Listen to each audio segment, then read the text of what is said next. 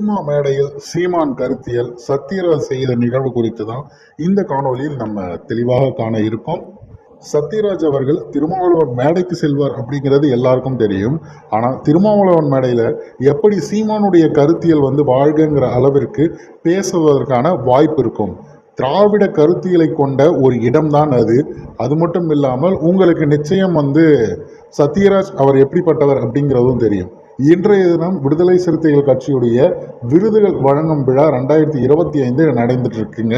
இது சென்னை கலைவாணர் அரங்கத்தில் நடைபெற்று வந்திருக்கு. எல்லாருமே நிறைய பேர் கலந்துக்கிறாங்க. அதில் பார்த்தீங்கன்னா விருது பெறக்கூடிய இடத்துல பெரியார் ஒலி அப்படிங்கிற ஒரு விருதை சத்யராஜ் அவர்களுக்கு அவங்க தராங்க. இன்னும் பல விருதுகள் இருக்கிறது. அது ஒவ்வொரு நபரை குறிப்பிட்டிருக்காங்க. நம்ம சத்யராஜ் சம்பந்தமாக பேசுவதால் அவருக்காக இந்த விஷயத்தை நம்ம பதிவு பண்ணுறோம். பெரியார் ஒலி அப்படிங்கிற ஒரு விருதை அவர் வாங்குறாரு. அப்போ அவர் பார்த்தீங்கன்னா பெரியாராகவே பேசியிருக்கிறார் அப்படின்னு சன் நியூஸ்லலாம் பதிவிட்டு இருக்காங்க. அவர் பேசின விஷயங்கள் நிறைய இருந்தது. அதை பற்றியெல்லாம் நம்ம போக விரும்பலை. அதில் குறிப்பிட்டு அவர் சொல்லும்போது ஜப்பான்காரன் ஒன்றும் சாதி ஆணவ கொலையில் கொல்லலாம் படலை, நம்ம பக்கத்தில் இருக்கவன் தான் கொல்றான். அப்படின்னா என்ன அர்த்தம்? சாதிங்கிறது ஒரு பெரிய பிரச்சனையாக இருக்குது அப்படின்னு சொல்லியிருக்காரு. இந்த இடத்துல நீங்கள் குறிப்பிட வேண்டிய விஷயம், விடுதலை சிறுத்தைகள் கட்சி திருமாவளவன் அவர்கள் திராவிட கட்சியோடு இணைந்திருக்கிறார். திராவிட கருத்தியலை தான் தொடர்ச்சியாக பேசிட்டு வந்துட்டு இருக்காரு. முன்பு ஒரு காலத்தில் தமிழ் தேசியம் பேசியது மழுங்கடிக்கப்பட்டது, மறந்து விட்டது அப்படின்னு கூட நம்ம சொல்லலாம்.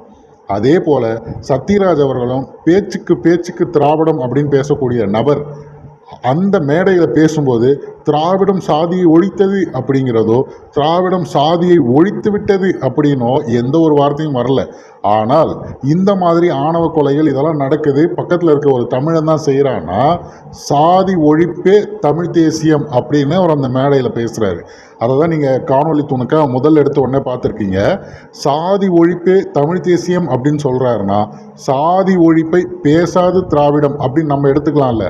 எடுத்துக்கலனால அதுதான் உண்மை. அதை நம்ம சொல்லியே ஆகணும். இப்போ தமிழ் தேசியத்தை அந்த இடத்துல பேச வேண்டிய தேவை என்ன இருக்குது அப்படின்னா, சீமான் அவர்கள் என்னவோ சாதிக்கு எதிரானவர் அப்படிங்கிற மாதிரி இல்லாமல் ஆதரவானவர் அப்படின்னு மாற்றுவதற்காக நாங்கள் தமிழ் தேசியம் பேசும் பாரு எங்கள் மேடையிலும் இந்த மாதிரி ஒரு வார்த்தை வந்திருக்குங்கிற மாதிரி பதிவு பண்ணுவதற்கான ஒரு விடயமாக மாறி இருப்பது ரொம்ப முக்கியமாக பார்க்கப்படுது. காரணம் என்னன்னா, எல்லா இடத்துலையும் திராவிடமும் கூறுறவங்க சாதி ஒழிப்பு இல்லை மற்ற விஷயங்கள் ஏதாவது ஒரு பிரச்சனை மக்களுடைய முதன்மையான பிரச்சனைகளில் கருத்தியல் ரீதியாக வரும்போது தமிழ் தேசியம் பேசாமல் தவிர்க்க முடியவில்லை அப்படிங்கிறது தான் ரொம்ப முக்கியமாக இந்த இடத்துல நம்மளால் பார்க்கணும் அப்படின்ற மாதிரி நான் சொல்கிறேன். ஏன்னா சீமான் அவர்களை தவிர்க்கலாம். சீமான் கொண்டு நிறுத்தியுள்ள இந்த தமிழ் தேசிய கருத்தியல் இருக்குல்ல, இதற்கு முன்னாடியே திருமாவும் பேசியிருக்காருப்பா அப்படின்னு சொல்லுவீங்க.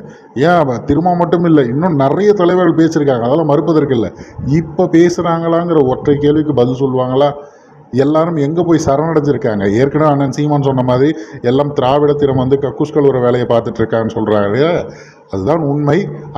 இந்த விஷயத்தில் பார்த்தீங்கன்னா எந்த மேடையாக இருந்தாலும் சீமானுடைய அந்த கருத்தியல் பேசாமல் தவிர்க்க முடியாமல் பேசுகிறார்கள் அப்படிங்கிறது முக்கியமான ஒரு விஷயமா பார்க்கப்படுகிறது.